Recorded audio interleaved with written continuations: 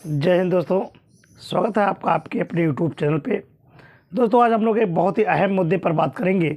आज का जो अहम मुद्दा है, जो सरगर्मियों पर इस समय चल रहा है, हर एक की ज़ुबान पर चल रहा है कि क्या हो रहा है भैया, ये क्या हो रहा है।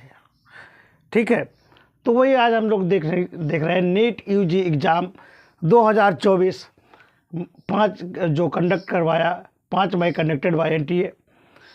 5 मई को उसने अपनी परीक्षा करवाई, लेकिन अब आ गया मामला पेपर लीक का। पेपर लीक कैसे हुआ, क्या हुआ, ये सब तो हम जानेंगे बाद में। देखिए, जो एनटीए ने पेपर करवाया है, बहुत ही बड़े, ये कोई छोटी मोटी परीक्षा नहीं है।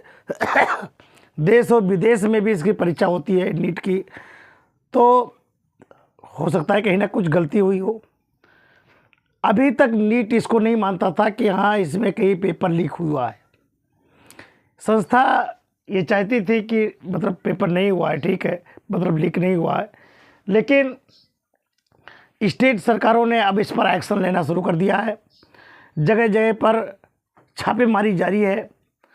कहीं पता लगा है कि पेपर एक दिन पहले ही आ गया है, कहीं एग्ज़ाम सेंटर के 1 घंटे बाद पेपर वायरल हो गया है, कहीं पेपर जलाए गए हैं। ठीक है, हम लोग कह रहे हैं एनटीए खराब है, एनटीए को ऐसा नहीं करना चाहिए, ऐसा वैसा, लेकिन वो तो परीक्षा करा ही रही है। लेकिन इसको अंजाम देने वाला कौन है? इसको अंजाम देने वाले माफिया अलग से है। उन माफियाओं पर भी हमको शिकंजा कसना होगा। भाई, एनटीए थोड़ी चाहती है कि हम पेपर लीक करवा दें, लीक करवा करके पुनः इतना खर्चा करके और अब रीएग्जाम कराते रहे। भाई, ये तो एनटीए नहीं चाहती है। एनटीए तो एक साफ़ सुथरा जैसा उसका भाई काम है साफ़ सुथरे का, ऐसा वो करना चाहती है। लेकिन जो बिचवलिया हैं, जो इसमें आप समझ लीजिए कि जो मेन मुख्य जो इसके ऑर्गेनाइजर हैं, या आप यूँ कह लीजिए कि जो बीचे से हमारे वहाँ हैं, ठीक है, वो ये सब काम को कर रहा है। उसको क्या चाहिए? उसको मोटी रकम चाहिए। ना उसको सरकार से मतलब है, ना उसको एनटीए से मतलब है, ना उसको किसी विद्यार्थी के प्रति लगाव है। मैं तीनों बात स्पष्ट कर रहा हूँ। उसको किसी से लगाव नहीं है, उसको लगाव है पैसे से। और पैसे दे दो, खबर आई है कि पैसे दो पेपर ले लो। भाई, ऐसे 20 लाख 25 लाख में पेपर बांटे जा रहे हैं। कहीं सुनने में आया है कि पेपर को रटाया जा रहा है 6 लाख पे, 20 लाख पे। हाँ? तो ये सब क्या है कि ये सब पढ़ने लिखने की ज़रूरत नहीं है। सिर्फ क्या करो, सिर्फ पैसा दो और भर्ती हो जाओ। भाई, ऐसे हमें भर्ती होने से हमारे आगे भविष्य में होगा क्या? ठीक है, हमारे जो होनहार छात्र हैं, जो हमारे मेधावी छात्र हैं, वो तो पीछे रह जाएंगे ना। तो हम दोषी एनटीए को नहीं देते। भाई, एनटीए नहीं, एनटीए का इसमें हमला कोई लेना देना नहीं। वो तो परीक्षा करा ही रही है, लेकिन इसमें जो और लोग हैं जो मध्यस्थता कर रहे हैं। अब मान लीजिए हम आपको सेंटर दे दिया, और सेंटर दे दिया तो आप ही अगर गलती कर रहे हैं, आप अपने सेंटर के मालिक हैं, आप अपना काम स्वयं नहीं निभा पा रहे हैं, इसका मतलब आपके अंदर कहीं पोल है। ठीक है, तो इन सब चीज़ों से बचना होगा। एनटीए अब भाई सुप्रीम कोर्ट में मामला चला गया है, कोर्ट हाई कोर्ट में शायद या सुप्रीम कोर्ट में गया है। मामला आगे बढ़ेगा, एनटीए को जवाब देना होगा कि वाकई में क्या पेपर लीक हुआ है। अगर लीक हुआ है तो इस पर कार्रवाई की जाएगी। किनके बीच, अगर इसमें कितने लोग पकड़े गए हैं। सुनने में आया है कि जो यूपीपी की परीक्षा में जो नकल भी मतलब जो पकड़ा गया था, वो उस बार भी धमकी दिया था कि नीट का भी लॉक होगा, मतलब लीक हो जाएगा, और लीक लाख हो जाएगा। तो सरेआम कह रहे हैं कि ये कर देंगे, ये हो रहा है। हालांकि एनटीए थोड़ी चाहेगी भैया। जो जिम्मा है, जो मुख्य है, वो थोड़ी चाहती है कि ये काम हो। ठीक है, सरकार उसके ऊपर भरोसा जताया है, उसको दे रही है पूरी संस्था। अच्छा, इससे पहले भी हुआ है ये चीज़, हम बार बार ये कह रहे हैं कि इससे पहले भी हुआ। अच्छा, अब दिन प्रतिदिन क्या है ना कि लोगों में विश्वास केवल पैसे का होता जा रहा है और मेहनत कम होती जा रही है। तो लड़के मेहनत तो करना नहीं चाहते। अब लड़के का छोड़ दो, अभिभावक नहीं मेहनत कर, अभिभावक तो सोचता भैया घबराओ ना। अगर अभिभावक ही सही हो जाए कि नहीं तुम्हें परीक्षा पास करनी होगी, अब अच्छे अच्छे खानदानों के लड़के हैं, रईस खानदान है भैया, मोटी रकम है, घबराओ ना, तुम्हारा सपना तो मैं साकार करूँगा, भाई उनके पास पैसे हैं। तो भैया ये सब चीज़ें हैं, क्या किया जाए, ये सदियों से चली आ रही है। पेपर का जहाँ तक मामला है कि री एग्ज़ाम का, अगर एनटीए फंसेगी और एनटीए के द्वारा निरीक्षण हो जाएगा, पुख्ता साबुत मिल जाएगा कि हाँ पेपर लीक हुआ है। एक दिन पहले पेपर मिल गया था इन लोगों को, अब कहाँ से मिला ये भी तो जांच होगी। अगर इन सब चीज़ों की पुष्टि हो पा रही है तब तो भाई री एग्ज़ाम हो जाएगा। अब री एग्ज़ाम होने में बहुत से बच्चे कह रहे हैं कि मतलब पेपर आपका अच्छा हम गया है, मान लीजिए री एग्ज़ाम हो जाएगा तो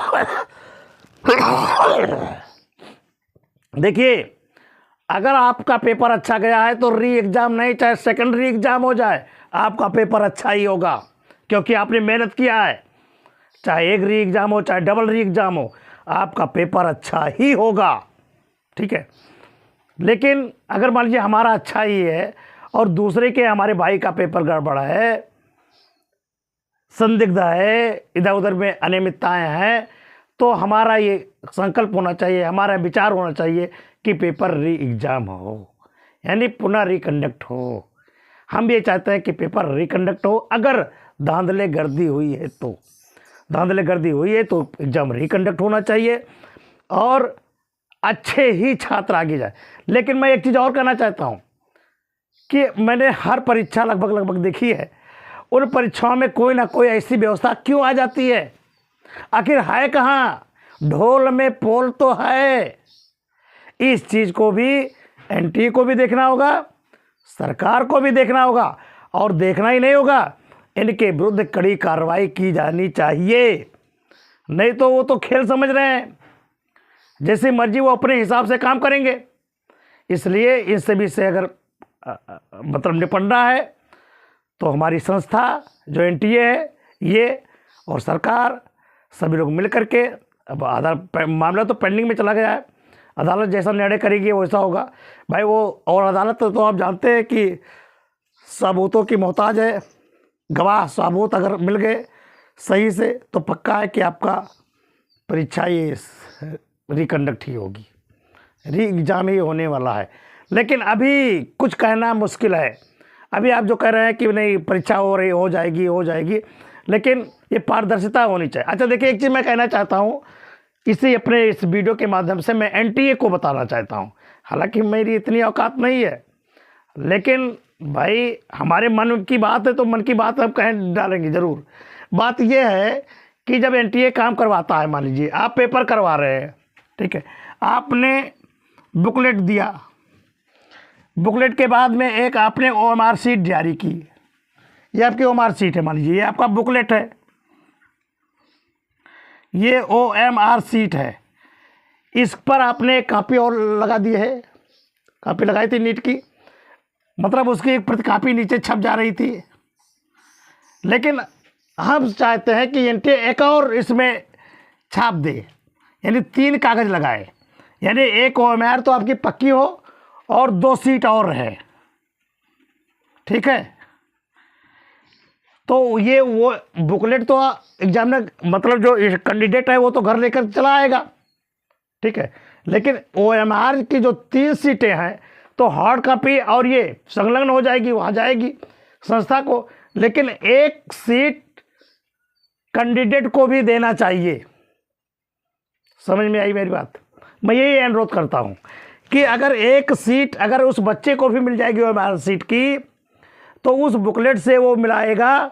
और एक चीज़ और, जब कॉपी का मूल्यांकन होगा तो भाई इसी से तो होगा ना, हार्ड कॉपी से, तो फिर वहाँ पर कोई कन्फ्यूजन नहीं होगा कि मेरी कॉपी किसी दूसरे ओएमआर की जांची गई है। समझ में आई बात। इससे क्या फ़ायदा होगा, क्योंकि आप जब अब आप अपनी OMR शीट अपने बुकलेट से स्वयं निकाल लेंगे कि कितना आपको नंबर मिला है, तो आप संतुष्ट रहेंगे। लेकिन अगर जब मान लीजिए आपको कोई चीज़ नहीं मिली है, ये थर्ड जो है ये आपको मिलनी चाहिए। ये थर्ड जो है कैंडिडेट के लिए एक यहाँ पर एक कैंडिडेट के लिए देनी चाहिए। अब क्यों देनी चाहिए, क्योंकि भाई इस बुकलेट का कोड हमने जो छापा है वही तो है, तो इस बुकलेट में हम इसमें मिला लेंगे। जितने क्वेश्चन हमारे सही होंगे हम बिल्कुल राजी खुशी रहेंगे, नहीं तो फिर भी बात छिड़ेगा कि हमारी कॉपी में धांधली कर दी हो गई, कॉपी जांचने में हुई धांधली कर दी, NTA ने क्या कर दिया, ये घोटाला वो घोटाला।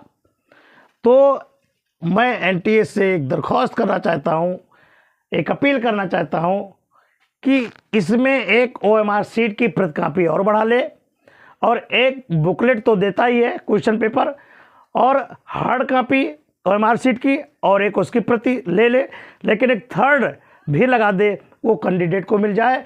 कैंडिडेट OMR अपनी OMR जो डुप्लीकेट OMR शीट है वो और बुकलेट दोनों को अगर मिल जाएगी उसके पास, तो उसको जांचने में कोई दिक्कत नहीं होगी अपनी कॉपी, और उस पुनः बहुत बढ़िया संतुष्ट हो जाएगा और कोई धोखाधड़ी नहीं होगा, पारदर्शिता होगी, बिल्कुल पारदर्शिता। इस तरह से अगर परीक्षा होगी तो कोई दिक्कत नहीं होगी। ठीक है, हमारे वीडियो बनाने का मकसद यही है कि आप लोग जागरूक हों, और एक चीज़ और काम करें, बिचौलियों को ढूंढें, गफलत में ना पड़े, मेहनत करें। मेहनत ही सबसे अच्छा उत्तम काम है, मेहनत करना, और मेहनत करोगे तो फल पाओगे। अगर एक चीज़ और सुन लीजिए, अगर आप नीट की परीक्षा अभी आप दिए हैं, अच्छा गया है तो भी पढ़ाई करना शुरू कर दो, नहीं अच्छा गया है तो तत्काल शुरू कर दो, क्योंकि ज़्यादा से ज़्यादा क्या होगा, री एग्ज़ाम हो जाएगा। तो जब री एग्ज़ाम होगा तो अब इस 10 दिन में तो आप इधर उधर गफलत में पड़े हुए हो, होगा नहीं होगा, होगा नहीं होगा। ठीक है, और अगर आपने मन में सोच ही लिया है कि हमको डॉक्टरी बनना है, तो पढ़ाई पुनः शुरू कर दो, क्योंकि री एग्ज़ाम होगा तो सही, ना हुआ तो सही, और 25 में तो होगा सही सही। ठीक है, तो इन्हीं के साथ फिर मिलते हैं अगले वीडियो में। नमस्कार।